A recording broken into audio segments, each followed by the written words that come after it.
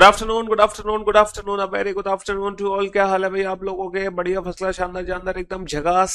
A very good afternoon to all. KD Yadav, Sachin, Antima, Rahul, Akash, Pawan, Nidhi, Gaurav, Shyam, Sachin, Vikrant, Gulshan, Gautam, अब very good afternoon to all. कैसे हो भाई आप सभी? गुड, एकदम बढ़िया, फसला, शानदार, जानदार, एकदम झकास।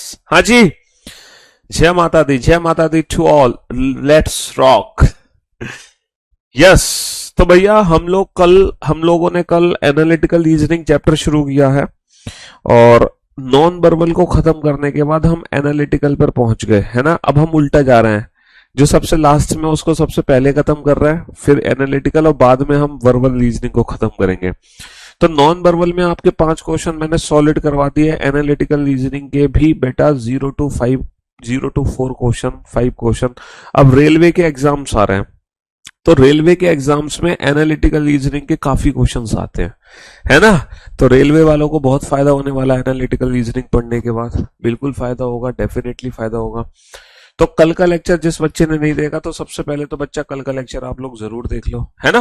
हाँ जी, तो हमने स्टेटमेंट एजम्पशन से शुरुआत करी और कल मैंने 5 क्वेश्चन आपको कराए थे, और वो 5 क्वेश्चन थे जिसमें मैंने आपको बोला था कि आपका एक भी क्वेश्चन सही नहीं होगा, क्योंकि उन 5 क्वेश्चन तो सिर्फ आपको सीखना ही सीखना है, समझ रहे हो। जिसके एक क्वेश्चन ठीक भी हो गया था वो बच्चा परफेक्ट था, उसमें कोई कमी नहीं थी किसी भी प्रकार की, और अगर एक से ज्यादा ठीक हुए तो आप सुपर्ब कैटेगरी में आ रहे थे। अजम्पशंस की अगर हम बात करें तो आजकल जो एग्जाम में अजम्पशंस होते हैं वो अजम्पशंस कम कंक्लूजन होते हैं। आजकल एग्जाम में जो अजम्पशंस होते हैं बेसिकली वो अजम्पशंस कम कंक्लूजन्स ही होते हैं, समझ रहे हो। यानी कि जो भी होगा वो डायरेक्ट होगा, डायरेक्ट। इनडायरेक्ट अजम्पशन आजकल गलत माने जाते हैं, तो जितने भी अजम्पशन सही होंगे सारे के सारे डायरेक्ट अजम्पशन होने चाहिए, ठीक है। डायरेक्ट के डायरेक्ट, डायरेक्ट डायरेक्ट का मतलब क्या है? जो डायरेक्टली स्टेटमेंट से रिलेटेड हो, जिसकी जानकारी स्टेटमेंट में दी गई हो। हमें हमेशा स्टेटमेंट के फेवर में रहना होता है, हमें हमेशा स्टेटमेंट के फेवर में रहना होता है, कभी भी स्टेटमेंट के अगेंस्ट हमें नहीं जाना है। हम स्टेटमेंट के अपोजिट नहीं जा सकते, उसका विरोधाभास नहीं कर सकते। हम कभी इलॉजिकल नहीं बातें कर सकते हैं, अमान्य, क्योंकि जो इनडायरेक्ट है ना, जो इनडायरेक्ट अजम्पशन है, अब वो इलॉजिकल तरीके से चले जाएंगे। बस इन 3 मोटी मोटी बातों का ध्यान रखना है और कुछ नहीं रखना है स्टेटमेंट एजम्पशन में। ये 3 बातें आपको ध्यान में होनी चाहिए। पहली बात फेवर में, दूसरी बात, तीसरी बात, है ना। और एक और बात बहुत जरूरी, हम कभी भी किसी भी गवर्नमेंट का, है ना, हम कभी भी किसी भी गवर्नमेंट का क्या नहीं कर सकते? विरोध नहीं कर सकते। हम कभी भी सुप्रीम कोर्ट, यूनाइटेड नेशन और किसी भी हायर अथॉरिटी के खिलाफ कुछ नहीं कह सकते, समझ रहे हो, है ना। हमें फेवर में रहना है, हम अगेंस्ट नहीं जा सकते, हम इलॉजिकल नहीं हो सकते, और हम government, supreme court, united nation, higher authority, किसी के भी खिलाफ एक शब्द नहीं बोल सकते, है ना। हम्म। लाइव क्लास का पीएनजी बेटा मिल तो जाता है। लाइव क्लास का पीएनजी, पुरानी क्लास की पीएनजी शो होती है जब 3 पॉइंट है ना, आप उन 3 पॉइंट पे क्लिक करो, है ना, वहां पर आपको लाइव क्लास की पीएनजी मिल जाएगी। और आपकी लाइव क्लास की पीएनजी क्लास में खुद शो होने लगती है, क्लास में भी तो शो होने लगती है, नहीं शो होती। तो कल की डेट क्या थी? कल की डेट थी 8 अक्टूबर, ठीक है। और कल हमने ज्यादा क्वेश्चन नहीं किए थे, सिर्फ 5 क्वेश्चन मैंने आपको कराए थे, ठीक है। 5 क्वेश्चन भैया हमने कराए थे आप लोगों को। अब हम चलते हैं उसके आगे, और एक एक क्वेश्चन को बखूबी बहुत अच्छे से आप लोगों को ना सॉल्व करने का मौका मिलेगा। आप तसल्ली से आराम से क्वेश्चन को पढ़ना और अपनी नोटबुक में उस क्वेश्चन का ना आंसर लिख लेना।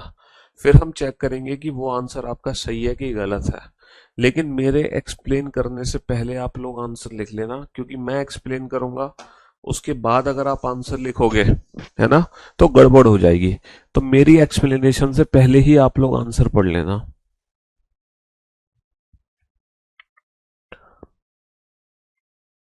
नॉन वर्बल में जो मिक्स प्रैक्टिस की पीडीएफ है वो अपलोड करवा दूं? अच्छा, नॉन वर्बल रीजनिंग में मैंने आपको वो अपलोड नहीं करवाई ना, चलो अपलोड करवा देता हूँ। नॉन वर्बल रीजनिंग में प्रैक्टिस सेट की वो पीडीएफ अपलोड करवा देता हूँ, कोई बात नहीं।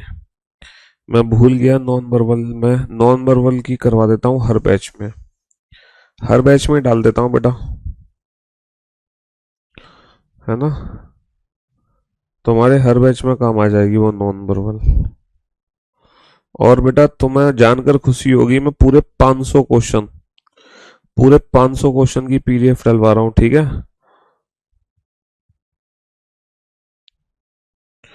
पूरे 500 क्वेश्चन की पीडीएफ, प्रैक्टिस पीडीएफ हर बैच में डलवा रहा हूँ नॉन वर्बल की, ठीक है। चलो, जिंदगी के मजे लो तुम लोग भी क्या याद रखोगे।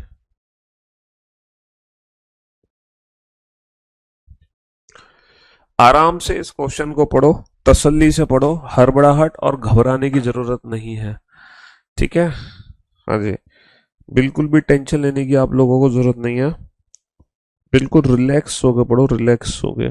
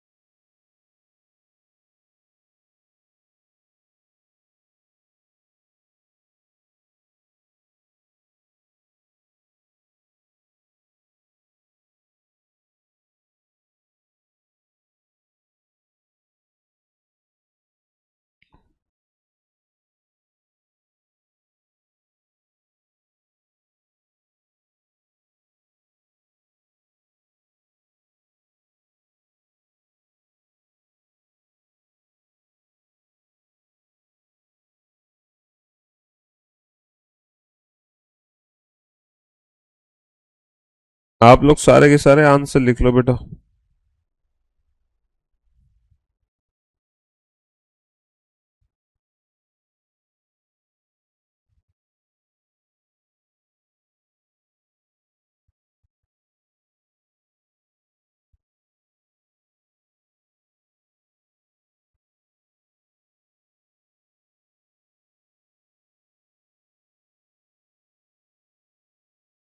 गोविंद, ये जो नॉन वर्बल की फाइल है ना, मेरे जितने भी बैचेस चले ना, हर बैच में प्रैक्टिस सेट में अपलोड कर दो, जितने भी मेरे रनिंग बैचेस हैं करेबल एप्लीकेशन पर, हर बैच में, ठीक है। और मेंस में भी डाल देना, और ये जो मैथमेटिकल रीजनिंग है ना, ये मेंस में अपलोड कर देना, ठीक है ना। हम्म।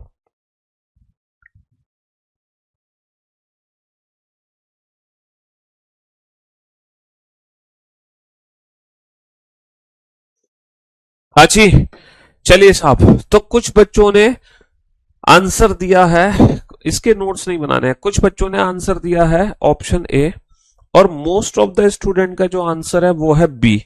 मोस्ट ऑफ द स्टूडेंट मतलब 99% जो बच्चों के आंसर आ रहे हैं वो बी आ रहा है। मेजोरिटी का आंसर बी है। कुछ बच्चे हैं जो सी की तरफ जा रहे हैं, मतलब एक ही बच्चा है मेरे ख्याल से, और एक आध बच्चा है जो ऑप्शन ए की तरफ जा रहा है, लेकिन 99% बच्चों का आंसर क्या है, 99% बच्चों का आंसर है ऑप्शन बी। शहर में अगले दिन आयोजित होने वाले एक दिवसीय अंतर्राष्ट्रीय क्रिकेट मैच के टिकट खरीदने के लिए बहुत बड़ी संख्या में लोग लाइन में खड़े हैं। देखो, कल तुम्हारे शहर में ओडीआई होने वाला है, वनडे इंटरनेशनल मैच, जिसकी टिकट खरीदने के लिए ना लंबी कतार लगी है, लोगों की लंबी कतार, कि टिकट दो, टिकट दो, टिकट दो, है ना, लंबी कतार लगी है, लंबी कतार। चलिए साहब, तो पहला जंक्शन है, no other one day international cricket match में be played in the city for the next 6 month. अगले 6 महीने में हो सकता है कोई और मैच नहीं होगा, इसीलिए इस मैच को देखने के लिए इतने सारे लोगों की भीड़ लगी है। जिन बच्चों का ऑप्शन ए है, वो बच्चे मुझे एक बात बताओ बेटा, तुम कोई भी मूवी क्यों देखने जाते हो, कि तुम्हारे शहर में वो मूवी पहली बार लगी है, या तुम्हारे शहर में अगली मूवी बेटा अगले 6 महीने तक नहीं आएगी।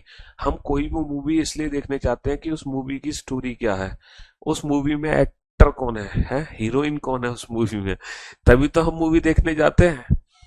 या ऐसे ही चल देते हो कि अरे अगले 6 महीने में क्या होगा क्या नहीं होगा, बेटा उससे क्या लेना देना तुम्हें। अगले 6 महीने में कोई मैच नहीं होगा, इसलिए तुम देखने जा रहे हो। तो जो बच्चे ऑप्शन ए आंसर दे रहे थे, जो बच्चे ऑप्शन सी आंसर दे रहे थे, तो मेरे दोस्तों, मेरे भाइयों, मेरे जिगर के टुकड़ों, अगले 6 महीने में क्या होगा क्या नहीं होगा उससे क्या फर्क पड़ता है? प्लीज बेटा प्लीज, हाथ जोड़ के रिक्वेस्ट है कि एक ही कमेंट को 100 बार टाइप मत करो, 100 बार पेस्ट मत करो। कुछ बच्चे ऐसे हैं जो अपने कमेंट को 100 बार कर रहे हैं, 200 बार कर रहे हैं, और back to back copy paste copy paste copy paste किए जा रहे हैं। क्योंकि मुझे एक ही बच्चे, दो बच्चों का नाम बार बार दिखाई दे रहा है जो मल्टीपल कमेंट्स किए जा रहे हैं। तो प्लीज, है ना, ऐसा मत करो, वरना तुम फिर अगली बार से एक भी कमेंट नहीं कर पाओगे। एक दो तीन बार कमेंट करो बस, इससे ज्यादा मत करो। Majority of those who stood in the queue may be able to get ticket for the one day. कह रहे हैं कि हो सकता है जो लोग कतार में खड़े हैं उनमें अधिकांश लोगों को टिकट मिल जाए। अच्छा, लोग कतार में क्यों खड़े हैं? टिकट खरीदने के लिए। और हम कह रहे हैं लोगों को टिकट मिल जाएगी, तो ये बात बिल्कुल स्टेटमेंट के फेवर में है। तो option B is the right answer, एकदम परफेक्ट। आप लोग चेक करते रहना कि आपके कितने क्वेश्चन ठीक हुए। ठीक है, आज की क्लास का सबसे पहला क्वेश्चन था, है ना। बाद में मैं बताऊंगा कि जिसके इतने ठीक हुए वो किस लेवल पर है। तो पहला क्वेश्चन किस किस का ठीक हुआ ये सारे बच्चे अपना नोट करके लिखेंगे। चलिए साहब, क्वेश्चन नंबर 6 को दोबारा नहीं समझा रहे क्योंकि तुम लेट आए हो। बेटा, लोग टिकट खरीदने के लिए खड़े हैं लाइन में और हमने कहा सबको टिकट मिल जाएगी, तो वो अजम्पशन सही हो गया। दूसरा अजम्पशन इसलिए सही है क्योंकि लोगों को टिकट मिलेगी, और पहला अजम्पशन इसलिए गलत है क्योंकि पहले अजम्पशन में तुम क्या कह रहे हो? पहले अजम्पशन में तुम कह रहे हो, है, पहले एजम्पशन तुम कह रहे हो अगले 6 महीने को कोई और मैच नहीं होगा, है। तो अगले 6 महीने में क्या नहीं होगा क्या होगा उससे क्या फर्क पड़ता है तुम्हें? सब पढ़ा देंगे बाबू, सब पढ़ा देंगे। तो मैंने कब कह दिया कि आपका सिलेबस खत्म हो गया? जो टॉपिक बचे हैं वो सब पढ़ाए जाएंगे, घबराते क्यों हो? टेंशन बहुत जल्दी लेते हो तुम, इतनी टेंशन मत लिया करो, है।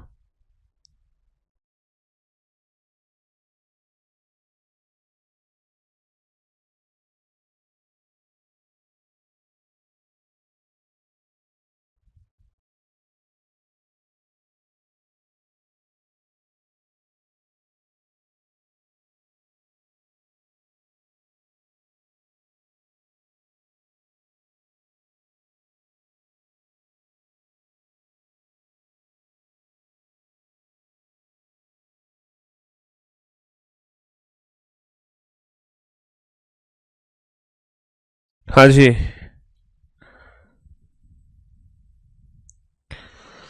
तो मेरे दोस्तों, मेरे भाइयों, दिवाली की छुट्टी कब से मिलेंगी? तुम अभी से ले लो दिवाली की छुट्टी। अरे तुम दिवाली की छुट्टी की बात कर रहे हो?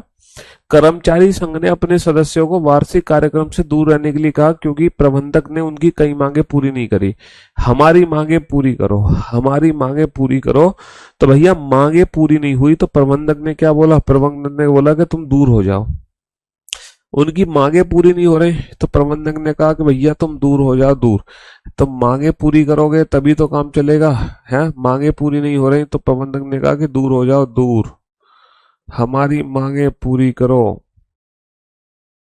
समझ रहे हो? हमारी मांगे पूरी करो। तो मांगे नहीं मांगी जा रही तो majority of the members of the association may not attend the function. भैया जब मांगे पूरी नहीं हो रही तो हो सकता है अधिकांश लोग, जब मांगे पूरी नहीं हो रही तो हो सकता है अधिकांश लोग उस फंक्शन को अटेंड ना करें। ये बात स्टेटमेंट के फेवर में ही है, क्योंकि वो यही तो चाह रहे हैं, क्योंकि वो यही तो चाह रहे हैं कि लोग जो है फंक्शन को अटेंड ना करें, क्योंकि उनकी मांगे पूरी नहीं हो रही। कथन क्या कहता है? कथन ये कह रहा है कि जो वार्षिक कार्यक्रम हो रहा है कंपनी का उसमें जाना मत, और हम कह रहे हैं कि हम नहीं जाएंगे, तो बिल्कुल स्टेटमेंट के फेवर में है। दूसरा, द मैनेजमेंट में कैंसिल द एनुअल फंक्शन, ये कह रहे हैं कि एनुअल फंक्शन कैंसिल हो जाए। देखो, एनुअल फंक्शन का मतलब है एनुअल फंक्शन जो कि हर साल होना है, और एनुअल फंक्शन में बाहर के लोग भी इनवाइटेड होते हैं। और बात यहाँ पे एनुअल फंक्शन को अटेंड करने और ना करने की हो रही है, ना कि उसको कैंसिल करने की। ये इलॉजिकल हो गया, ये इलॉजिकल हो गया। तो केवल पहला जो है ना, ओनली फर्स्ट इम्प्लिसिट, केवल पहली पूर्व धारणा अंतर्निहित है, केवल पहली पूर्व धारणा अंतर्निहित है, केवल पहली पूर्व धारणा अंतर्निहित है। चलिए साहब, अगले प्रश्न की तरफ बढ़ते हैं, अगले प्रश्न की तरफ बढ़ते हैं। बनाओ इस क्वेश्चन को।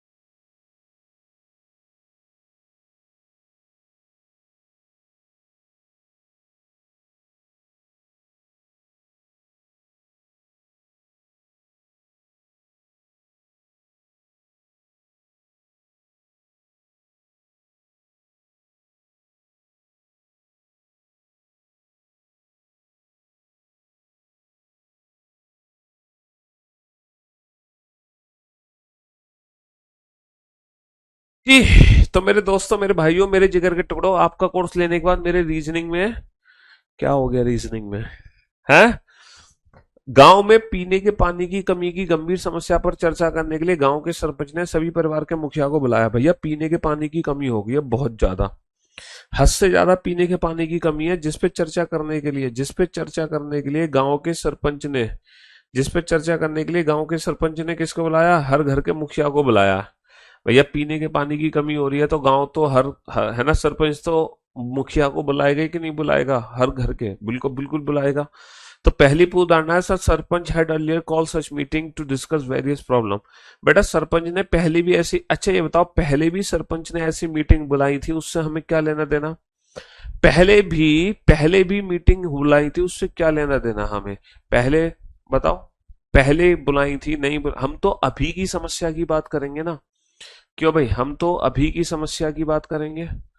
है दूसरा, दूसरा most of the head of the family में अटेंड द मीटिंग, है ना, कॉल्ड बाय द सरपंच। बिल्कुल ये स्टेटमेंट के फेवर में, तो इस क्वेश्चन का आंसर होगा ऑप्शन बी। और देख के इतनी खुशी हो रही है ना। एक बच्चा कहता सरपंच ने पहले, बेटा पहले क्या हुआ क्या नहीं हुआ उससे क्या लेना देना? हम आज की समस्या की बात करेंगे ना, कि आज क्या समस्या है। आज पीने के पानी की समस्या है, तो हम वार्तालाप इसकी करेंगे, पहले को क्या हुआ क्या नहीं हुआ उससे हमें, ये इनडायरेक्ट एजम्पशन हो गया, इनडायरेक्ट, और इनडायरेक्ट एजम्पशन सही नहीं करने हैं। हमें डायरेक्टली एजम्पशन जो आज की समस्या को मैनेज करेगा। समझ रहे हो? पुराने क्वेश्चन में ये था कि मैनेजमेंट जो है कैंसिल कर देगा, तो बेटा कैंसिल करना नहीं है। अच्छा एक बात बताओ, तुमने शादी करी, तुमने न्योता दिया अपनी बारात में लोगों को आने का, लेकिन उस दिन क्या हुआ? आंधी तूफान बारिश आ गई, तो तुम्हारी, है ना, तुम्हारी बारात में लोग ही नहीं पहुंचे, तुम अकेले घोड़ी पे बैठ के जा रहे हो। तो तुम एक बार बताओ, तुम अपनी शादी कैंसिल कर दोगे? क्या बारात ले जाना कैंसिल कर दोगे?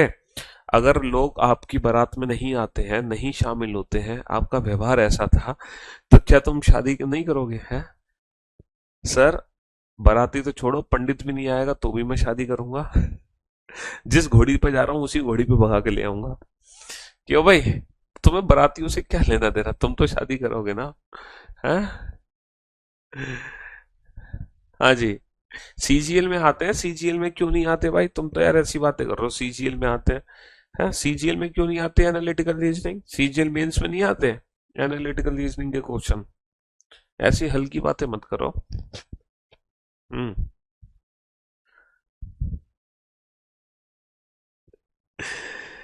हाँ जी, चलिए साहब, बनाइए। अब क्रिस्टल क्लियर हो गया तुम्हारा कंसेप्ट, है जैसी तुम्हारी शादी की बात आई तुरंत क्रिस्टल क्लियर हो गया। शादी की बात से तुम एकदम समझ गए, क्यों वैसे नहीं समझ पा रहे थे तुम? हम्म।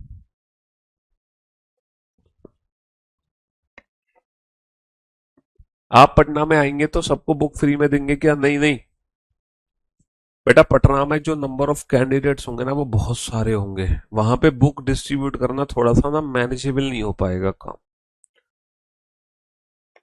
चलिए साहब, चक्रवातीय तूफानों से सागर तटों के प्रभावित होने के मद्देनजर रखते हुए जिला प्रशासन ने तटवर्ती क्षेत्रों में बेहतर संचार प्रणाली की स्थापना का निर्णय लिया है। और बेटा जो लोग रियल में पटना में रहते हैं, या जो रियल में हमारे टीचर से मिलना चाहते हैं, वही बच्चे गूगल फॉर्म को भरेंगे, और बाकी कोई भी बच्चा गूगल फॉर्म को नहीं भरेगा। और जो गूगल फॉर्म को भरेगा सिर्फ उसी की एंट्री होनी है। समझ रहे हो? और वही बच्चा गूगल फॉर्म को भरेगा जो बाकी में वहां रह रहा होगा। तो पहला जम्पशन क्या है? द टेलीफोन कम्युनिकेशन में be paralyse due to cyclone storm. देखो ये क्या कह रहे हैं, चक्रवातीय तूफानों को मद्देनजर रखते हुए, चक्रवातीय तूफानों को मद्देनजर रखते हुए, है ना, सागर तटों के प्रभावित होने को मद्देनजर रखते हुए जिला प्रशासन ने तटवर्ती क्षेत्रों में बेतार संचार प्रणाली की स्थापना की है, वायरलेस कम्युनिकेशन की स्थापना की है। वायरलेस कम्युनिकेशन क्यों? क्योंकि चक्रवर्तीय तूफान आते हैं, चक्रवातीय तूफान आते हैं, क्योंकि सागर तटों के किनारे तो आपको पता ही है तूफान आते रहते हैं, तो वहां पे ना बेतार संचार प्रणाली की स्थापना करी है, वायरलेस कम्युनिकेशन सेटल किया। वायरलेस, पहले वायर्ड कम्युनिकेशन था, वायरलेस किया। द टेलीफोन कम्युनिकेशन में be paralyse due to cyclone storm, सही कह रहे हैं। तो जो साइक्लोनिक स्टॉर्म होते हैं उससे जो वायर्ड कम्युनिकेशन होता है वो पैरालाइज्ड होता है। सही बात है, cyclone storm wired communication paralyse होगा कि नहीं होगा, बिल्कुल होता है पैरालाइज। दूसरा है बेतार संचार प्रणाली चक्रवाती तूफानों के आघात को सहन करने में सक्षम है। देखो बेतार संचार प्रणाली सक्षम है तभी तो हम बेतार संचार प्रणाली ला रहे हैं, वरना हम लाते क्यों, समझ रहे हो, वरना हम लाते क्यों। इसीलिए इस क्वेश्चन का आंसर क्या होगा, बोथ फॉलो, है ना। देखो ये कह रहे हैं कि वायरलेस कम्युनिकेशन उसको सहन कर सकता है, बिल्कुल सही बात है। और जो वायर्ड कम्युनिकेशन है उसको सहन नहीं कर सकता। बेतार का मतलब होता है वायरलेस। बेतार, एक बच्चा कह रहा है बेतार का मीनिंग क्या है, बेतार का मतलब होता है वायरलेस। तार का मतलब क्या होता है, वायर, और बे का मतलब होता है लेस। बेतार वायरलेस कम्युनिकेशन, ठीक है, वायरलेस कम्युनिकेशन। सर अब ये क्वेश्चन तो बहुत इजी लग रहे हैं, पहले तो तुम्हारी तो हवा नहीं लग रही थी इन क्वेश्चंस में। पहले तो तुम्हें क्वेश्चन समझ भी नहीं आ रहे थे, तुम्हारी हवा ऊपर से निकल रही, अब तुम्हें इतने आसान लग रहे हैं क्वेश्चन। हाँ जी। तो यही चीज है, जब हम चीजों को अच्छे से समझ लेते हैं तो हमारे लिए फिर वो बहुत इजी हो जाता है सिस्टम, बहुत इजी सिस्टम हो जाता है।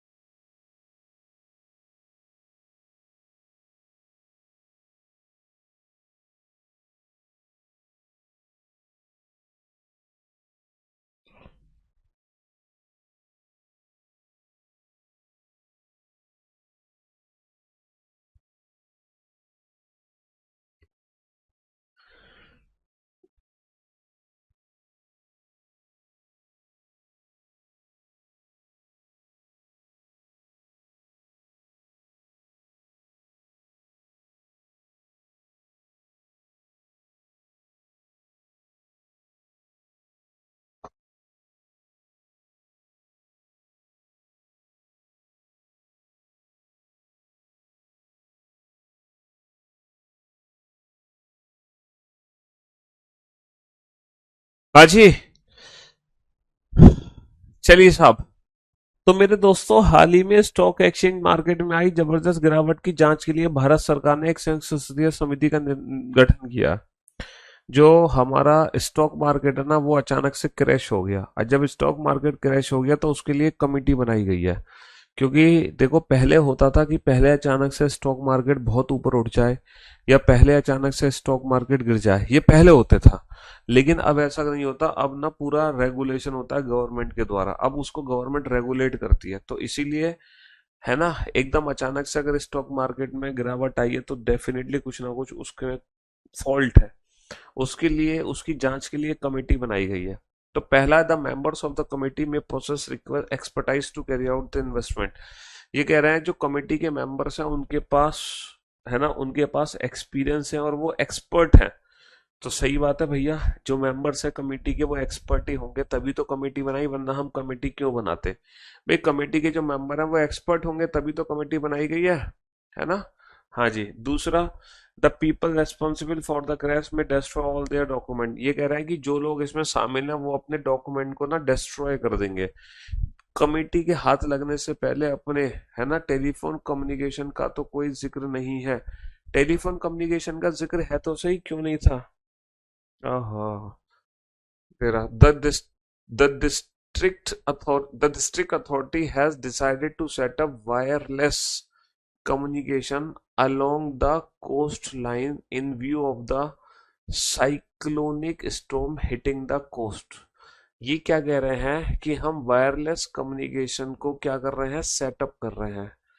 क्यों कर रहे हैं? किसको देखते हुए, किसको मद्देनजर रखते हुए? साइक्लोनिक स्टॉर्म को मद्देनजर रखते हुए वायरलेस कम्युनिकेशन लगा रहे हैं।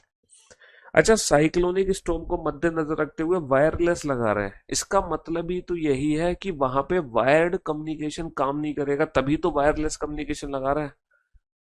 भाई वायरलेस कम्युनिकेशन लगाना है तूफान को देखते हुए, क्योंकि वायर्ड कम्युनिकेशन वहां पे काम नहीं करेगा, है ना? हाँ जी। चलिए साहब, तो हाल ही में, हाँ, तो ये क्या था कि जो मेंबर्स हैं, जो समिति के सदस्य हैं, उनमें ना विशेषज्ञता है, तभी तो समिति बनाई, बिल्कुल सही बात है। दूसरा है कि वो अपने दस्तावेजों को नष्ट कर देंगे। दस्तावेजों को नष्ट कर देंगे, कौन नष्ट कर देंगे? जो जो जो जिम्मेदार लोग हैं इस गिरावट के लिए, वो अपने दस्तावेज नष्ट कर देंगे। तो ये जो पूर्व धारणा है, ये कथन का क्या कर रही है? कथन का विरोध कर रही है कि कथन में तो समिति बनाई गई है इन जिम्मेदार लोगों को पकड़ने के लिए, और हम कह रहे हैं कि जिम्मेदार लोग अपने दस्तावेज को क्या कर देंगे? नष्ट कर देंगे। हैं? तो बचा के कैसे छुड़ा के भागोगे जिम्मेदार लोगों को? जिम्मेदार लोगों को पकड़ने के लिए ही तो ये समिति बनाई गई है। ये संगठन क्यों बनाया गया? ताकि जो इसके जिम्मेदार लोग हैं उनको पकड़ा जा सके, ना कि उनको बचाया जा सके। तो ये जो बात आप कह रहे हो, ये कथन का क्या कर रही है? विरोध कर रही है ना? और ये कथन के फेवर में है, ये कथन के फेवर में है, ये कथन के फेवर में है।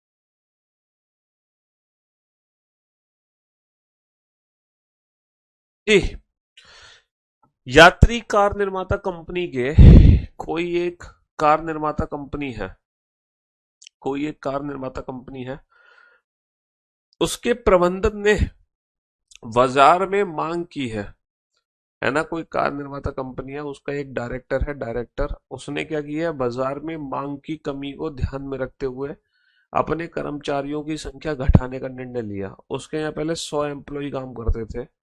कितने एम्प्लॉय काम करते थे उसके यहाँ पहले 100 एम्प्लॉय काम करते थे, लेकिन 100 की जगह अब उसने कर दिए 40। 100 की जगह 40 कर दिए, उसने 40 रख लिए और उसने 60 निकाल दिए, है ना? एक डायरेक्टर है किसी कार निर्माता कंपनी का, ठीक है, उसने अपने यहाँ से अपने यहाँ से 60 बच्चों को तो बाहर फेंक दिया, मतलब 60 लोगों को नौकरी से निकाल दिया, 40 को रख लिया। पहला जम्पशन है, the demand of car manufacture by the company में continue to be lower in the near future. ये कह रहे हैं कि हो सकता है आने वाले भविष्य में भी आने वाले भविष्य में भी, है ना, जो डिमांड है वो कम रहेगी। अच्छा एक बात बताओ, आने वाले भविष्य में डिमांड कम रहेगी, कार निर्माता कंपनी ने अपने एम्प्लॉयज क्यों निकाले होंगे? क्या इसलिए एम्प्लॉय निकाले गए कि इस महीने डिमांड कम है तो एम्प्लॉय निकाल दिए, अगले महीने डिमांड शुरू होगी तो हम एम्प्लॉय को दोबारा से रख लेंगे? अगर किसी डायरेक्टर ने अपनी कंपनी से एम्प्लॉयज को निकाला है, तो उसने अगले साल तक का प्रिडिक्शन किया होगा, उसने अगले साल तक का डेटा निकाला होगा, और अगले साल तक का डेटा निकाल के उसको पता चला होगा कि हाँ, कि मेरी तो बेटा मैनू मतलब मेरी तो कमी है, डिमांड है, मार्केट में इतनी जरूरत नहीं है गाड़ियों की। हमारी जो कार कंपनी है ना, हमारी जो कंपनी की कार है वो मार्केट में उतनी डिमांड नहीं है उसकी, और उसकी डिमांड डे बाई डे घटती चली जा रही है। उसी रीजन से तो उसने अपने एम्प्लॉय निकाले भाई। ये सोचकर थोड़ी निकाले होंगे कि हाँ भैया इस महीने डिमांड कम हो गई तो निकाल दो, अगले महीने डिमांड बढ़ जाएगी तो रख लेंगे हम दोबारा से। ऐसा तो नहीं है। तो ये जो बात है ना, बिल्कुल कथन को जस्टिफाई कर रही है, ये बात बिल्कुल कथन के फेवर में है, कथन को जस्टिफाई कर रही है। दूसरा था कंपनी में be able to run its operation with the reduce workforce. ये कह रहे हैं कि कंपनी जो है इन 40 लोगों से चल सकती है। अरे यार सीधी सी बात है, अगर ये कंपनी 40 लोगों से नहीं चलती है ना, तो फिर वो जो डायरेक्टर है वो एम्प्लॉयज को निकालते ही क्यों? सीधी सी बात है, कंपनी चल सकती है घटे हुए कर्मचारियों से, उतने ही कर्मचारी निकाले गए हैं जिसके बावजूद हम अपनी कंपनी को चला सकें, जिसके बावजूद हम अपनी कंपनी को क्या कर सकें, अपनी कंपनी को चला सकें, है ना। हाँ जी। पटना किस डेट को आएंगे? 18 अक्टूबर को एसएससी एमटीएस का पेपर है। एमटीएस के पेपर चल रहे हैं भाई, पटना में 18 अक्टूबर का पेपर है एमटीएस का।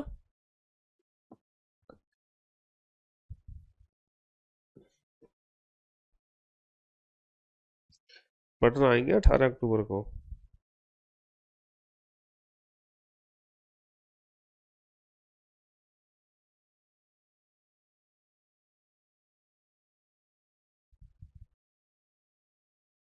बेटा अब एमटीएस का एग्जाम तो अब चल ही रहा तुम्हारा, नवंबर तक चलेगा। तो किसी ना किसी दिन तो किसी ना किसी बच्चे का पेपर होगा ही, है ना।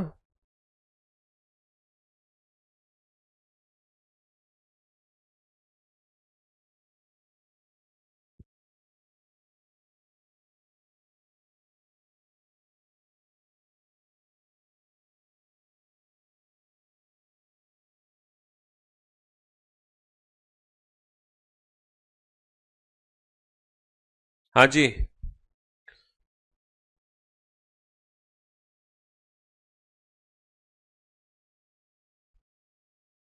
चलिए साहब, पहला स्टेटमेंट नहीं समझ आया? पहला स्टेटमेंट क्यों नहीं समझ आया तुम्हें?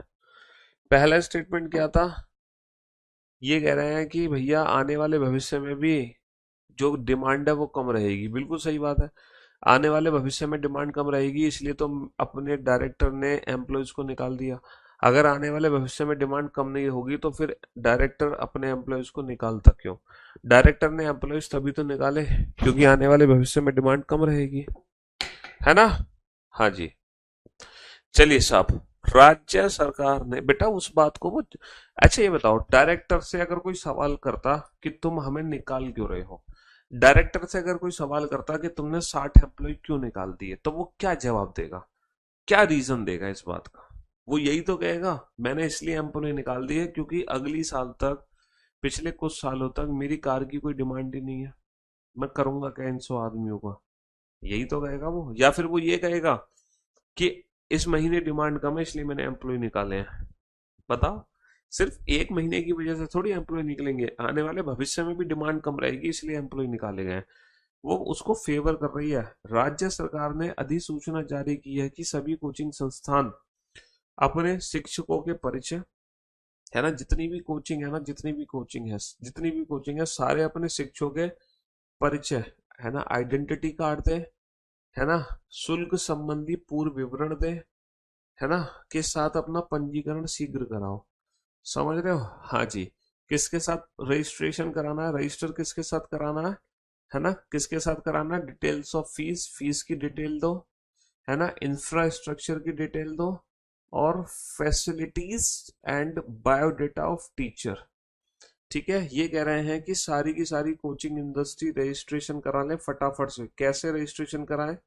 बायोडेटा ऑफ टीचर्स, सबसे पहले बायोडेटा चाहिए उनको। फिर उनको चाहिए कि तुम क्या फैसिलिटीज दे रहे हो बच्चों को। आप बुक्स दे रहे हो, है ना, आप बच्चों को ड्रेस दे रहे हो, आप बच्चों को एसी में बैठा रहे हो, पंखे में बैठा रहे हो, नहीं, फैसिलिटी यानी कि स्टडी मटेरियल क्या है तुम्हारा, तुम्हारा स्टडी मटेरियल क्या है ना, स्टडी मटेरियल तुम क्या दे रहे हो। तीसरा, तीसरा तुम्हारा इंफ्रास्ट्रक्चर क्या है। इंफ्रास्ट्रक्चर, इंफ्रास्ट्रक्चर क्या है ना, तुम्हारे पास एसी है, तुम्हारे पास पंखे हैं, कूलर है, तुम लोहे की कुर्सी पे बैठा रहे हो, लकड़ी की कुर्सी पे बैठा रहे हो, या फिर तुम फर्श पे बैठा रहे हो, जमीन पे। हाँ जी। और तुम फीस कितनी ले रहे हो बच्चे से, है ना? है ना? सरकार ने कहा है सभी कोचिंग वालों से, बेटा ये 4 चीजें हमें दे दो तुम, और फिर अपना रजिस्ट्रेशन करा लो इन चारों चीजों के साथ। तो पहला जंक्शन है, all those coaching classes which don't have infrastructure and teachers may be close down. ये कह रहे हैं जिन कोचिंग क्लासेस के पास इंफ्रास्ट्रक्चर नहीं है, जिनके पास टीचर नहीं है, वो कोचिंग बंद हो जाएंगी। मेरे दोस्त, मेरे भाई, ये बताओ, जिन कोचिंग क्लासेस के पास इंफ्रास्ट्रक्चर नहीं है, टीचर नहीं है, वो कोचिंग क्लास खुल के करेगी क्या भाई?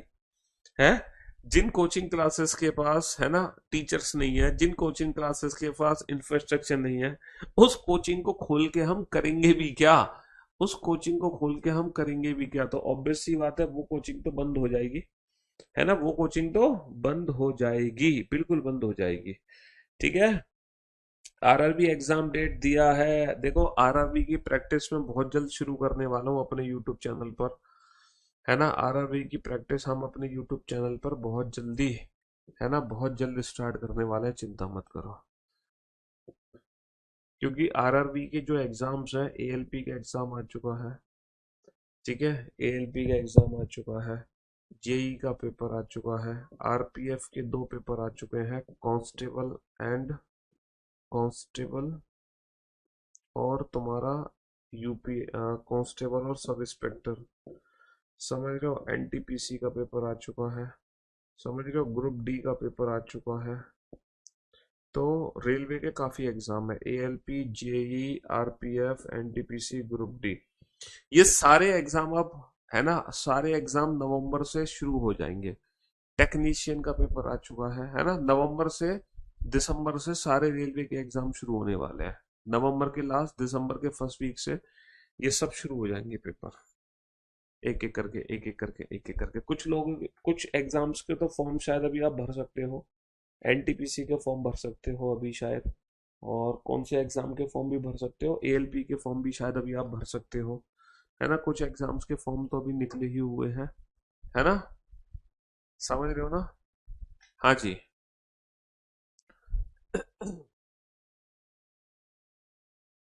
सारा देखो, इन सब का जो लेवल है ना, मैं आप लोगों को बता दूं, इन सब का लेवल बहुत इजी है, बहुत आसान है। किसी में 20 क्वेश्चन आते हैं रीजनिंग के, किसी में 25 आते हैं, किसी में 30, किसी में 35, है ना? किसी में 30, किसी में 35। मेरे ख्याल से इनमें 30 30 क्वेश्चन है, इसमें 35 क्वेश्चन है ना? 25 20, मतलब 20 25 30 35, इस तरीके से रीजनिंग के क्वेश्चन है तुम्हारे। हाँ जी।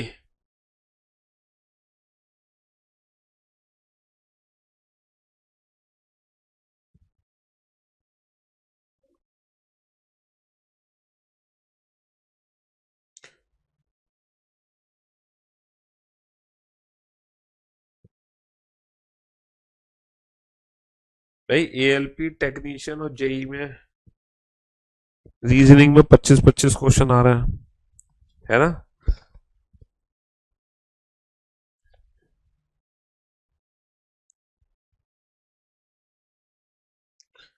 और कांस्टेबल एसआई में रीजनिंग के 35 35 क्वेश्चन आना है। एनटीपीसी और ग्रुप डी में आ रहे हैं 30 30 क्वेश्चन।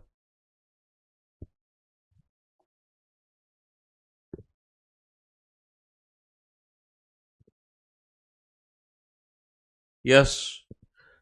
12 का आंसर नहीं हुआ, 12 का आंसर नहीं हुआ, 12 का आंसर हो तो गया। अच्छा, दूसरा नहीं है, सभी कोचिंग संस्थान अब इसके बाद विद्यार्थियों से समान शुल्क ले सकते हैं। ये कह रहे हैं कि रजिस्ट्रेशन के बाद में विद्यार्थियों से समान शुल्क लिया जाएगा। तो मेरे दोस्तों, मेरे भाइयों, मेरे जिगर के टुकड़ों, अच्छा ये बताओ, हर कोचिंग संस्थान समान शुल्क कैसे ले सकती है? मान लो कोई एक ऐसी कोचिंग है, कोई एक ऐसी कोचिंग है, कोई एक ऐसी कोचिंग है जो बच्चों को बैठा रही है फर्श पे, कोई एक ऐसी कोचिंग है जो बच्चों को बैठा रही है चेयर पे, कुछ कोचिंग है जो बच्चों को सोफे पे बैठा के पढ़ा रही है, कुछ कोचिंग है जिसमें सिर्फ पंखा लगा है, किसी कोचिंग में कूलर लगा है, और कुछ कोचिंग है जो आपको एसी में बैठा के पढ़ा रही है। समझ रहे हो? तो इंफ्रास्ट्रक्चर जो आपको दिया जाएगा, तो फीस तो भैया उसके अकॉर्डिंग ली जाएगी, मान लो कुछ कोचिंग से जो आपको कुछ नहीं दे रहे, कुछ कोचिंग से आपको बैग्स भी दे रहे हैं, बुक्स भी दे रहे हैं, है ना। तो जो फीस है वो तो बेटा फैसिलिटीज के अकॉर्डिंग डिसाइड होगी ना। कुछ कोचिंग है जिसमें आपके स्टूडेंट ही आपको पढ़ा रहे हैं, कुछ कोचिंग है जिसमें 10-15 साल के एक्सपीरियंस टीचर पढ़ा रहे हैं आपको, इंडिया के टॉप टीचर। तो टीचर टू टीचर भी तो डिपेंड करेगा ना कि फीस क्या ली जाएगी। तो किसी भी कोचिंग की जो फीस है वो उस कोचिंग के इंफ्रास्ट्रक्चर पे डिपेंड करती है, जो फैसिलिटीज हैं उस पर डिपेंड करती है, और टीचर्स पे डिपेंड करती है। तभी तो ये सारी डिटेल मांग रहे हैं, क्योंकि वो क्या करेंगे कि इस फीस को जस्टिफाई करेंगे इन तीनों डेटा से। भैया तुम्हारा इंफ्रास्ट्रक्चर क्या है, तुम्हारी फैसिलिटी क्या है, तुम्हारे टीचर्स कौन है, इसके हिसाब से तुम क्या फीस ले रहे हो। अगर वो जस्टिफाई है तो तुम्हारा रजिस्ट्रेशन हो जाएगा, वरना रजिस्ट्रेशन नहीं होगा तुम्हारा। समझ रहे हो। हाँ जी। तो जिन कोचिंग के पास ये चीजें नहीं है वो तो बंद हो जाएंगी, तो पहला तो बिल्कुल सही है। दूसरा कह रहे हैं कि कोचिंग जो फीस है वो यूनिफॉर्म है ना, यूनिफॉर्म नहीं हो सकती। एनटीपीसी का हो जाएगा बेटा, अगले साल होगा 2025 में, जनवरी फरवरी के बाद। तो कोचिंग की जो फीस है ना वो यूनिफॉर्म नहीं हो सकती है। सभी कोचिंग संस्थान अब इसके बाद विद्यार्थी समान समान शुल्क नहीं ले सकते, क्योंकि शुल्क जो होता है फीस का वो काफी चीजों पर डिपेंड करता है।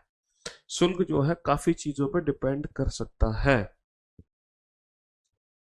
यहाँ पर यूनिफॉर्म फीस का मतलब ये होता है कि एक जैसी फीस, जैसे एक कोचिंग में ले रहे हैं 100 रुपए, तो दूसरी में भी 100 रुपए, तीसरी में भी 100 रुपए, है ना। This is the meaning of uniform. बेटा 18 अक्टूबर को ही होगा, अब तो सब कुछ हो गया, टिकट्स बुक हो गई, है ना। और तुम 20 अक्टूबर को कैसे बुला रहे हो भाई, 20 अक्टूबर को करवा चौथ है, हैं? यहाँ सारे टीचर्स फास्ट रखते हैं करवा चौथ का। तुम तुमसे 20 अक्टूबर को कैसे मिलने आ जाएंगे, हैं? उनका करवा चौथ का व्रत नहीं होगा सारे टीचर्स का। है। चलिए साहब,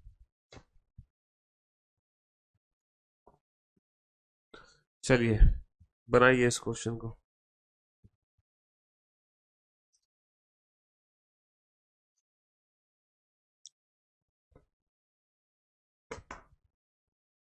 जल्दी से। मार्ग एक्स में अधिक संख्या में गड्ढे होने के कारण निर्धारित समय पे हवाई अड्डा पहुंचना मुश्किल हो गया। एक रास्ता है, उसमें उस रास्ते में गड्ढे ही गड्ढे हैं, सड़क में गड्ढे हैं, गड्ढों में सड़क है, पता ही नहीं है। तो एयरपोर्ट पहुंचना बड़ा मुश्किल हो गया हमारे लिए। तो reaching airport in time may not be always necessary.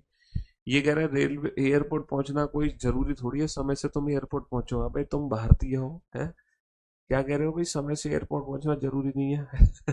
तो ये अजम्पशन क्या हो गया, ये तो बिल्कुल ही गलत हो गया, है ना। बहुत बड़े। दूसरा है हवाई अड्डे तक और कोई दूसरा आसान सुविधाजनक मार्ग नहीं है। देखो, अगर मान लो हवाई अड्डे तक पहुंचने का, अगर हवाई अड्डे तक पहुंचने का कोई आसान सुविधाजनक मार्ग होता, तो हम ये कंप्लेन क्यों करते कि हमारा हवाई अड्डा पहुंचना मुश्किल है। मान लो हम कह रहे हैं कि भैया हमारा हवाई अड्डा पहुंचना मुश्किल हो गया है, मुश्किल, है ना। इसका मतलब यही तो है कि कोई और आसान दूसरा सुविधाजनक मार्ग नहीं है। अगर कोई दूसरा आसान सुविधाजनक मार्ग होता तो फिर हवाई अड्डा पहुंचना मुश्किल कहाँ होता, फिर तो हम उस आसान मार्ग को फॉलो कर लेते। तो सीधी सी बात है, there is no other convenience road to the airport. कोई दूसरा आसान, है है ना, कोई दूसरा आसान सुविधाजनक मार्ग नहीं है, बिल्कुल सही बात है। कोई दूसरा आसान सुविधाजनक मार्ग नहीं है, बिल्कुल सही बात है। अगर कोई दूसरा आसान सुविधाजनक मार्ग होता तो हम कंप्लेन ही क्यों करते कि हम हवाई जहाज लेट पहुंचे हैं। हम बिल्कुल कंप्लेन नहीं करते बेटा कि हम लेट पहुंचे हैं, फिर तो हम टाइम पे पहुंचे।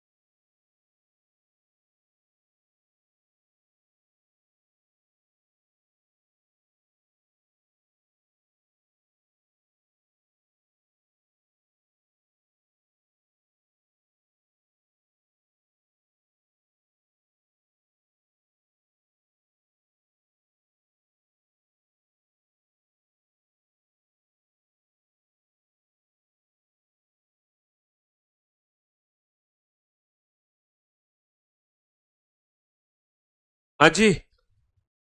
तो यदि नियोक्ता आपको भविष्य निधि के अंशदान का भुगतान नहीं करता है तब आप न्यायालय के पास क्यों नहीं जाते हैं? ये कह रहे हैं कि why don't you go to the court if the employer doesn't pay you the provident fund contribution. आपने पीपीएफ का नाम सुना? पीपीएफ प्रोविडेंट फंड कंट्रीब्यूशन होता है पीपीएफ। ठीक है, पीपीएफ नहीं, पीएफ कह लो जिसको। पीएफ पीएफ क्या होता है? जैसे आपकी सैलरी है समथिंग एक्स वाई जी, इसमें से क्या होता है, सरकार आपसे 100 रुपए लेती है, सपोज दैट। तो जितने रुपए आपसे लेती है ना आपकी सैलरी से, उतने ही रुपए सरकार कंपनी से भी लेती है। अगर वो आपसे लेगी बेटा 200 रुपए तो कंपनी से भी 200 लेगी, आपसे लेगी 1,000 तो कंपनी से भी 1,000 लेगी। समझ रहे हो? और ये पीएफ आपका हर महीने जमा होता रहता है, जमा होता रहता है। फिर जब आप कंपनी छोड़ते हैं तो आप ये सारा का सारा पीएफ इकट्ठा ले सकते हो जब आप कंपनी छोड़ोगे। तो ये कहना चाह रहे हैं कि अगर मान लो कोई आपकी कंपनी है, प्राइवेट कंपनी, जहां आप तो अपनी तरफ से पीएफ जमा कर दे रहे हो लेकिन कंपनी आपका पीएफ जमा नहीं कर रही, तो आप कोर्ट का सहारा ले सकते हो। आप किसके पास जा सकते हो? कोर्ट के पास जा सकते हो। तो पहला एग्जाम्पशन है, नियोक्ता और कर्मचारियों में यदि विवाद हो तब न्यायालय हस्तक्षेप करेगी। बेटा न्यायालय हस्तक्षेप नहीं करेगी तो कौन करेगा? अगर दो लोग भिड़ रहे हैं आपस में तो ऑब्वियस सी बात है न्यायालय हस्तक्षेप करेगी, बिल्कुल करेगी। दूसरा, इट इज, है ना, compulsory for the employer to pay the provident fund contribution to the employ. सही बात है, ये कंपलसरी है। अगर कंपलसरी नहीं होता, है ना, अगर कंपलसरी नहीं होता, ये बताओ, अगर कंपलसरी नहीं होता तो फिर हम ये क्यों कहते हैं कि भैया कोर्ट के पास जाओ? कंपलसरी है तभी तो हम कह रहे हैं कि अगर आपको पीएफ नहीं दे रही कंपनी तो आप कोर्ट के पास जाओ, क्योंकि किसी भी कंपनी का अपने एम्प्लॉय को पीएफ देना कंपलसरी है। अगर कंपलसरी नहीं होता तो फिर हम ये क्यों कहते हैं कि कोर्ट के पास जाओ? कंपलसरी है तभी तो हम कह रहे हैं कि कोर्ट के पास जाओ। कंपलसरी है तभी तो हम कह रहे हैं कि कोर्ट के पास जाओ।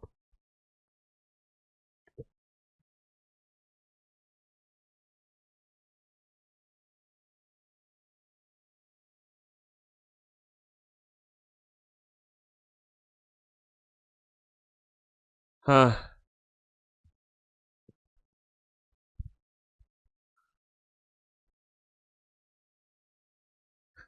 जीएस कैसे करना है स्टडी शेड्यूल? बेटा जीएस कैसे करना है यार, ये तो तुम खुद बता पाओगे ना। इसका स्टडी शेड्यूल तो आप खुद बना पाओगे ना। जीएस कैसे पढ़नी है? क्यों भाई?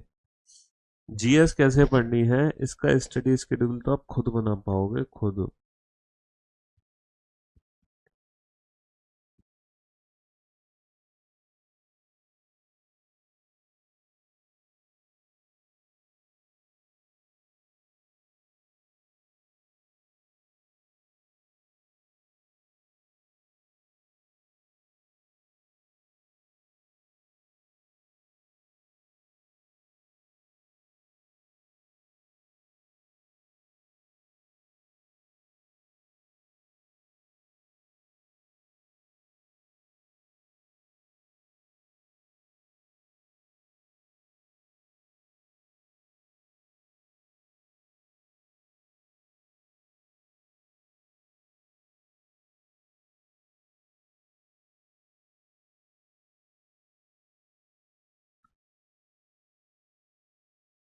हाँ जी। तो मेरे दोस्त, मेरे भाई, एक्स एक्स एक्स देश के शस्त्र निरीक्षक वाई देश के सभी रासायनिक, एक्स देश के शस्त्र निरीक्षक वाई देश के वाई देश के वाई देश के सभी रासायनिक हथियारों की उपस्थिति का पता नहीं लगा पाए। देखो, एक कंट्री है एक्स, एक कंट्री है वाई। तो यहां से वेपन इंस्पेक्टर गए कंट्री वाई में, है ना। एक्स देश ने अपने किसको भेजा? अपने अपने इंस्पेक्टर्स को भेजा। वेपन वेपन्स इंस्पेक्टर्स को भेजा, है ना। वेपन इंस्पेक्टर को भेजा, है ना। वेपन इंस्पेक्टर्स को भेजा कंट्री वाई में, लेकिन इनको खाली हाथ वापस आना पड़ा, खाली हाथ। ये बेचारे ये बेचारे गए तो थे बहुत जोश जोश में, लेकिन मुंह के बल गिर गए, है ना। ये गए थे जोश जोश में, हम वाई कंट्री में जाके उसके सारे सारे के सारे, है ना, सारे के सारे केमिकल वेपन्स का पता लगा लेंगे। इसने कितने केमिकल वेपन्स रखे हैं, इसके पास कितने केमिकल केमिकल वेपन्स हैं, ये सारे वेपन्स का पता हम लगा लेंगे। कितने केमिकल वेपन्स हैं, सारे केमिकल वेपन्स का पता हम लगा लेंगे। लेकिन वाई देश में एक भी केमिकल वेपन का पता नहीं लगा पाए, इनको खाली हाथ वापस आना पड़ा, खाली हाथ। तो पहला अजम्पशन है country X allow the weapon inspector of country Y to inspect weapon. अब ये कह रहे हैं देखो हमसे गलती हो गई, हमें माफ कर दो, अब आप एक काम करो, है ना, टिट फॉर टैट कर लो। हमने अपने यहाँ से वेपन इंस्पेक्टर भेजे थे, तुम अपने वेपन इंस्पेक्टर हमारे यहाँ भेज दो। हमने अपने भेजे, तुम अपने भेज दो, तुम पता लगा के दिखा लो हमारे पास केमिकल वेपन है कि नहीं। हमने अपने यहाँ से अपने यहाँ से वेपन इंस्पेक्टर भेजिए, हम पता नहीं लगा पाए, तो आप एक काम करो, तुम अपने यहाँ से भेज दो हमारे यहाँ। अरे ये कोई बात थोड़ी है टिट फॉर टैट, तुमने भेजे तो हम भी भेजेंगे। दूसरा, presence of chemical weapons can not be detected. अच्छा, अगर प्रेजेंस ऑफ केमिकल वेपन कभी डिटेक्ट नहीं हो सकती थी, अगर केमिकल वेपन्स अगर नहीं पता लगाए जा सकते, तो ये मूर्ख है जो अपने इंस्पेक्टर्स को भेज रहे हैं दूसरे देश में। अगर केमिकल वेपन डिटेक्ट नहीं हो सकते, तो क्या ये मूर्ख है जो अपने इंस्पेक्टर्स को वाई कंट्री में भेज रहे हैं। अरे डिटेक्ट हो जाएंगे तभी तो इंस्पेक्टर भेजे जा रहे हैं, वरना इंस्पेक्टर क्यों भेजते हैं, वरना इंस्पेक्टर क्यों भेजते। रासायनिक हथियारों की उपस्थिति का पता नहीं लगाया जा सकता। अरे पता लगाया जा सकता है, पता लगाया जा सकता है भैया, ये बात बिल्कुल गलत है कि रासायनिक हथियारों का पता नहीं लगा सकता। लगा सकते हैं, तभी तो वेपन इंस्पेक्टर बने, वरना वेपन इंस्पेक्टर बनते ही क्यों। अगर रासायनिक हथियारों का पता नहीं लगाया जा सकता, अगर ये बात सच होती, तो फिर तो वेपन इंस्पेक्टर बना ही नहीं जाते हैं। हथियारों का पता लगाने के लिए तो बनाए गए थे कोई इंस्पेक्टर के हथियारों का पता लग सके। 14 का 14 का पहला अजम्पशन देखो, पहला अजम्पशन ये है कि कोर्ट कैन, जो कोर्ट है ना, अगर मान लो कोई कंपनी है ना, एम्प्लॉय और एम्प्लॉयर, दो चीजें होती हैं, एक तो होता है एम्प्लॉय, है ना, एक तो होता है एम्प्लॉय। एम्प्लॉय मतलब, एम्प्लॉइज मतलब कर्मचारी, कर्मचारी जो कंपनी में काम करता है। एक है एम्प्लॉयर जो उसको काम दे रहा है, एम्प्लॉयर काम देने वाला, एम्प्लॉयर। एम्प्लॉयर मतलब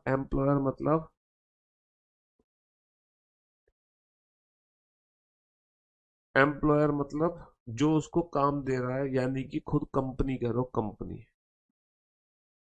कोई भी कंपनी कह लो। एम्प्लॉयर मतलब नियोक्ता जो काम दे रहा है, और एम्प्लॉइज मतलब जो कर्मचारी है। अगर इन दोनों में लड़ाई होगी तो बीच में हस्तक्षेप कौन करेगा, बेटा कोर्ट ही तो हस्तक्षेप करेगी। तो यही तो पहला अजम्पशन है कि नियोक्ता और कर्मचारी के बीच में अगर कोई विवाद हुआ है, तब न्यायालय हस्तक्षेप करती है। तो बेटा अगर इनके बीच में कोई लड़ाई होगी, आप किसी कंपनी में काम कर रहे हो, और अगर आप कंपनी पे केस करते हो, तो तुम कोर्ट के पास ही तो जाओगे, और किसके पास जाओगे, हैं। 15 का पहले में क्या दिक्कत है बेटा, 15 का पहला यह है कि यहाँ से वेपन इंस्पेक्टर उठ के यहाँ पहुंच गए वाई कंट्री में। अब ये कह रहे हैं कि इसके जो वेपन इंस्पेक्टर के एक भी हथियार का पता नहीं लगा पाए। तो पहला जम्पशन ये है कि अब क्या करेगा कि कंट्री जो वाई है ना, अपने इंस्पेक्टर को एक्स में भेजेगा। अरे तो लॉजिकल है, क्योंकि एक्चुअली जो केमिकल वेपन्स थे ना, वो जो केमिकल वेपन्स थे बेटा, वो वाई कंट्री में पता लगाने थे, ना कि एक्स कंट्री में। तो वाई कंट्री में ढूंढने के लिए वाई कंट्री में ही वेपन इंस्पेक्टर्स को भेजा गया है, एक्स कंट्री में थोड़ी भेजना था हमें। तो एक्स कंट्री में क्यों भेजेंगे, इसलिए पहला गलत है। अच्छा, दूसरा इसलिए गलत है कि केमिकल वेपन्स का पता नहीं लगाया जा सकता। अरे क्यों नहीं पता लगाया जा सकता, केमिकल वेपन्स का पता लगाया जा सकता, तभी तो वेपन इंस्पेक्टर्स बने, है ना, तभी तो वेपन इंस्पेक्टर बने, वरना वेपन इंस्पेक्टर बनते ही क्यों है। 14 का दूसरे में क्या दिक्कत थी, नियोक्ता और कर्म, देखो ये कह रहे हैं कि किसी भी कंपनी के लिए अपने एम्प्लॉय को पीएफ देना अनिवार्य होता है। सही बात है, क्योंकि अनिवार्य नहीं होता तो फिर हम ऐसा क्यों कहते हैं कि अगर कंपनी आपको पीएफ नहीं दे रही तो तुम कोर्ट में जाओ।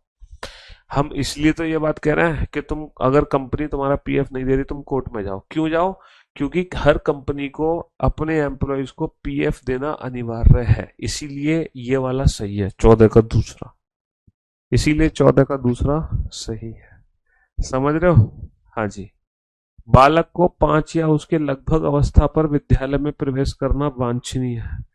हाँ जी। At the age it is desirable for the child to enter the school at the age of 5।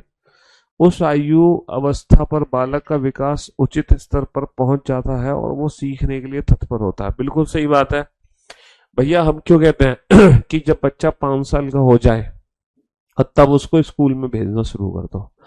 बच्चे की स्कूलिंग कब से शुरू करते हैं? जब बच्चा 5 साल का होता है, क्योंकि उस अवस्था में उसका दिमाग का ना मेंटल ग्रोथ अच्छी लेवल की हो चुकी होती है और बच्चा सीखने के लिए चीजों को तत्पर होता है। दूसरा, school don't admit children after the age of 6 year. ये कह रहे हैं कि 6 साल के बाद उसको अलाउ नहीं करेंगे, है ना। 6 साल के बाद क्यों नहीं अलाउ करेंगे?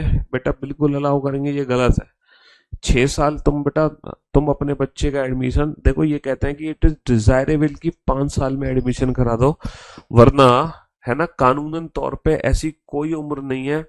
कानून में ऐसी कोई उम्र नहीं है ना। हमारे संविधान में ऐसी कोई उम्र नहीं लिखी हुई है बच्चे की कि बच्चा अगर इतने साल का है तो उसको स्कूल में एडमिशन कराना कंपलसरी है। कंपलसरी नहीं है, डिजायरेबल है कि 5 साल के बाद आप कभी भी अपने बच्चे को स्कूल में एडमिशन करा सकते हो, बट कंपलसरी नहीं है। तो इसलिए कोई भी स्कूल कॉलेज मना नहीं कर सकता 5 साल के बाद तुम चाहे 6 साल में एडमिशन कराओ, चाहे 7 साल में, चाहे 8 साल में, चाहे 9 साल में। सीखने की कोई उम्र नहीं है, आप किसी भी उम्र में एडमिशन करा सकते हो किसी भी क्लास में। बस अपना जो कुछ प्राइवेट स्कूल्स होते हैं वो अपनी इमेज बचाने के चक्कर में, है ना, ज्यादा बड़ी एज में एडमिशन नहीं कराते हैं। क्वेश्चन नंबर 14 में विवाद के बारे में तो बोला ही नहीं है। अबे तुम बिल्कुल गधे हो क्या 1 नंबर के? कितनी बार तो समझा दिया 14 को, बार बार 14 के पीछे पड़ गए हैं। कौन से विवाद के बारे में नहीं बोला? ये कह रहे हैं कि नियुक्त और कर्मचारी में यदि विवाद हो तब न्यायालय हस्तक्षेप करते हैं। ये बात 100% ट्रू है। जो फैक्ट्स होते हैं, जो तथ्य होते हैं, वो चाहे अजम्पशन हो, जो तथ्य होते हैं हमारे, है ना, जो फैक्ट्स होते हैं, जो यूनिवर्सल फैक्ट होते हैं, चाहे वो अजम्पशन हो चाहे कंक्लूजन हो, वो तो हमेशा से ये फैक्ट है, ये यूनिवर्सल ट्रूथ है। तुम यूनिवर्सल ट्रुथ को झुठला दे रहे हो हैं। ये क्या कह रहा है? यदि नियोक्ता और आपको भविष्य निधि के अंशदान का भुगतान नहीं कर रहा, तो अगर कोई भुगतान नहीं कर रहा तो ये विवाद नहीं है। अगर आपको कोई सैलरी नहीं दे रही कंपनी तो ये विवाद नहीं है, ये विवादास्पद स्थिति नहीं है। तो तुम कहां जाओगे? अगर कोई कंपनी तुम्हें तुम्हारे काम का पैसा नहीं दे रही तो तुम कहां जाओगे? कोर्ट ही तो जाओगे। तो ये विवाद हुआ कि नहीं हुआ? है ये विवाद। अब तुम्हें बिल्कुल लिख के दिखाएं कि सर यहाँ तुम तो वर्ड टू वर्ड छांट रहे हो भाई। ओहो भाई साहब, ये पता है क्या है? जब बचपन में हमें वो नहीं पढ़ाते थे इंग्लिश का पैराग्राफ और उससे रिलेटेड क्वेश्चंस पूछे जाते थे, तो हम कहते थे ना वर्ड टू वर्ड छांट के वहीं से कॉपी पेस्ट, तुम वो काम कर रहे देखो। है कि तुमने देखा सर यहाँ पे विवाद शब्द का यूज हुआ, लेकिन यहाँ पे विवाद शब्द तो दिख ही नहीं रहा। ये एक एक वर्ड छाट रहा बच्चा। यदि नियोक्ता आपको भविष्य निधि अंशदान भुगतान, सर विवाद तो दिख ही नहीं रहा मेरे को। अरे तुम बिल्कुल घोंचू हो गया भाई। शब्द टू शब्द नहीं छाटने, क्वेश्चन की फीलिंग समझिए कि क्वेश्चन क्या कहना चाह रहा है। क्वेश्चन क्या कहना चाह रहा है? क्वेश्चन ये कहना चाह रहा है कि अगर तुम्हारी कंपनी, है ना, तुम्हारी कंपनी तुम्हें पीएफ नहीं दे रही है तो तुम कोर्ट का दरवाजा खटखटाओ। इसका मतलब क्या है? अगर कंपनी पीएफ नहीं दे रही है तो विवाद उत्पन्न हुआ कि नहीं हुआ? हुआ कि नहीं हुआ? यहाँ पे विवाद लिखना जरूरी है। ये विवाद नहीं है कि कोर्ट ने एम्प्लॉय को पैसा पीएफ नहीं दिया। तो आदमी कहाँ जाएगा? कोर्ट जाएगा। उनसे बोला जा रहा है। क्यों बोला जा रहा है? क्योंकि किसी भी कंपनी को अपने एम्प्लॉयज को पीएफ देना अनिवार्य होता है, इसीलिए दूसरा सही है।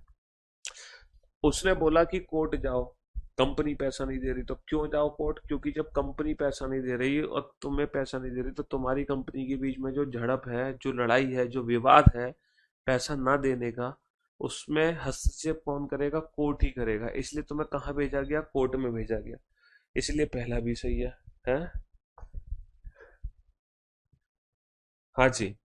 क्वेश्चन नंबर 16 पढ़ते हैं हम। क्वेश्चन नंबर 16 में क्या है कि किसी भी बच्चे को 5 साल की उम्र में एडमिशन कराना क्या होता है, एक डिजायरेबल है। तुम्हारी इच्छा है, तुम कराओ कराओ मत कराओ।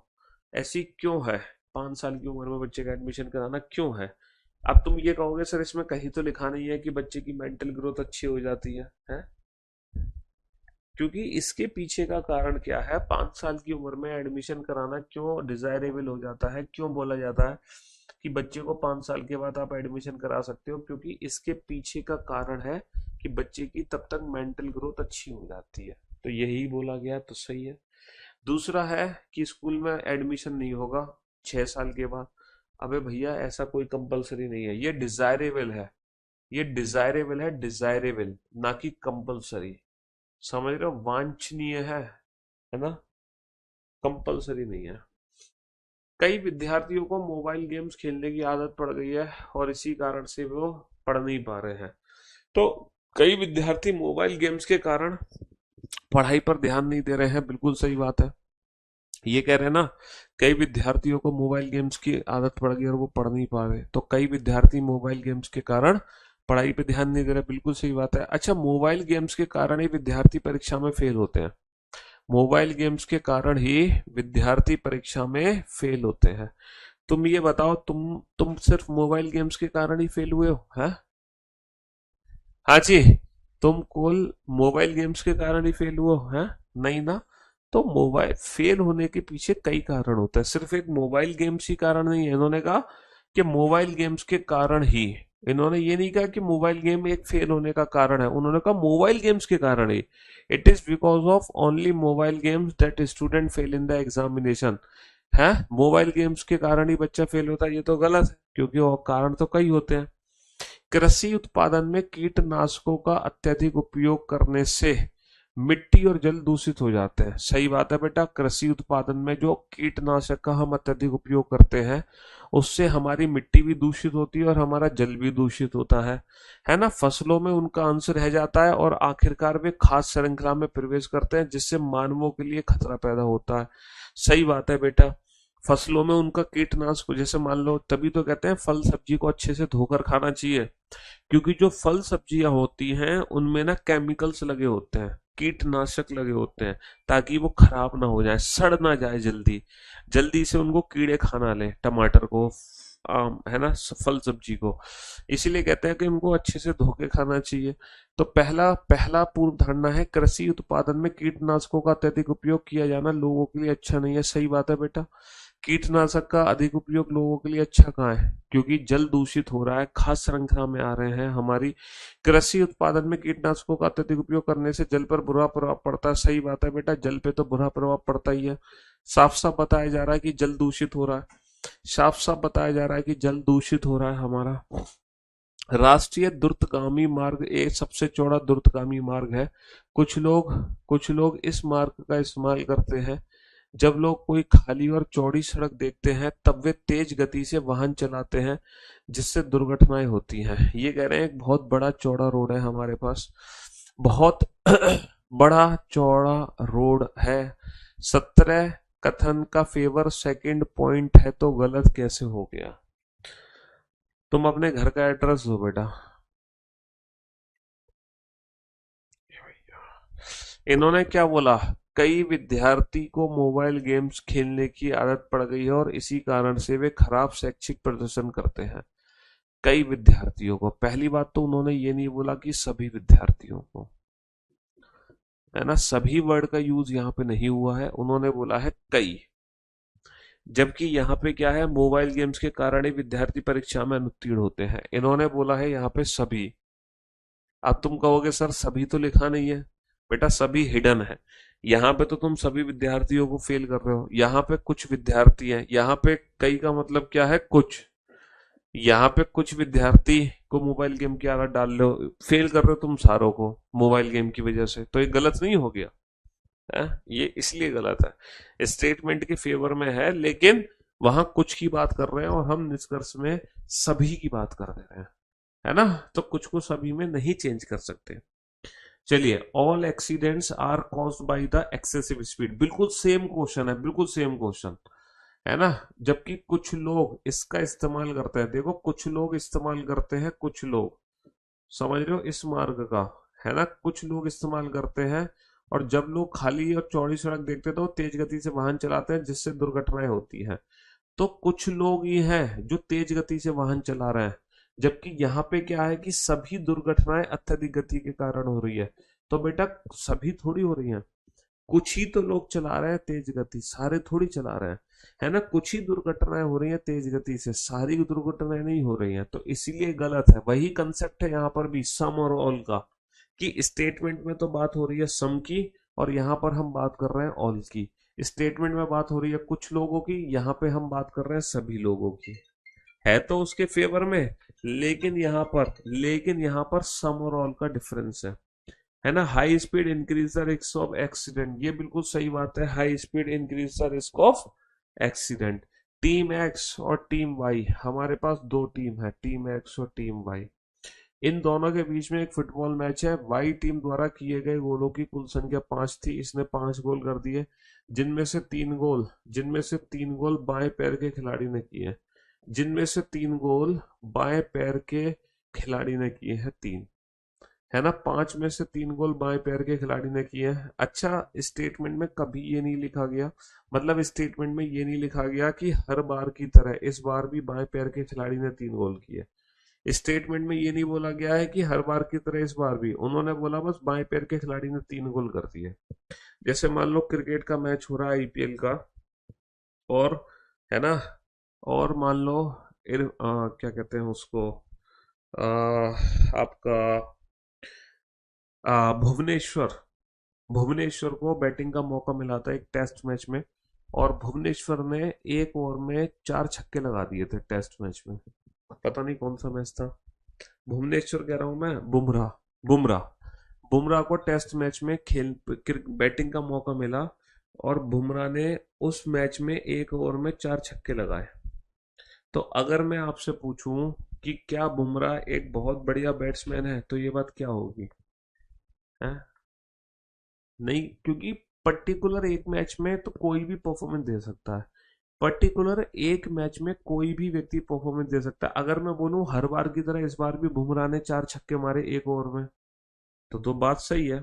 लेकिन मैं कह रहा हूँ बुमराह ने एक मैच में 4 छक्के मारे, अब किस मैच में मारे, क्यों मारे, बुमराह एक्चुअल में बैट्समैन है, बुमराह एक्चुअल में बॉलर है। हाँ, एक ओवर में उसने 36 रन बनाए थे, तो बट इट डजंट मीन कि बुमराह एक अच्छा बैट्समैन है ना, ये तो मतलब नहीं है ना इसका। हाँ जी। तो यहाँ पे ना, ये जो है ना, ये जो फॉलो वर्ड यूज हुआ है, फॉलो, फॉलो वर्ड यूज होता है बेटा निष्कर्ष के लिए, यहाँ पे निष्कर्ष के लिए। इन्होंने लिखा तो बेटा यहाँ पे अनुमान है, लेकिन एग्जैक्टली वो निष्कर्ष पूछना चाह रहे हैं, निष्कर्ष क्या है। जसप्रीत बुमराह ने मारे थे बेटा, जसप्रीत बुमराह और अश्विन, हाँ जी। तो बाएं पैर वाला खिलाड़ी गोल करने में माहिर था, ये बात इसके फेवर में है, स्टेटमेंट के फेवर में है। लेकिन क्योंकि ये फॉलो वर्ड यूज हुआ है, एज ए कंक्लूजन हमें चेक करना है, तो हम इस बात को कंक्लूड नहीं कर सकते कि बाएं पैर का खिलाड़ी गोल करने में माहिर था। ये कंक्लूजन पे नहीं आ सकते, क्योंकि पर्टिकुलर एक मैच में मारे हैं, हर मैच की जिक्र नहीं हो रहा है यहाँ पर, बस यही है कहानी। तो ये एज ए कंक्लूजन उन्होंने चेक कर लिया, ना कि एज ए अजम्पशन। 60% का तो जिक्र ही नहीं हो रहा है। 60, ये कह रहे हैं कि 60% खिलाड़ी लेफ्ट फुटेड थे, अरे एक बाएं पैर के खिलाड़ी की बात हुई है, बाकी कितने बाएं पैर के खिलाड़ी हैं ऐसा तो जिक्र ही नहीं है, कितने बाएं पैर के खिलाड़ी हैं ऐसा तो जिक्र ही नहीं है। चलिए साहब, love you guys, love you all, take care, good bye, thank you so much, tata bye bye, है ना। हाँ जी, जसप्रीत बुमराह और मोहम्मद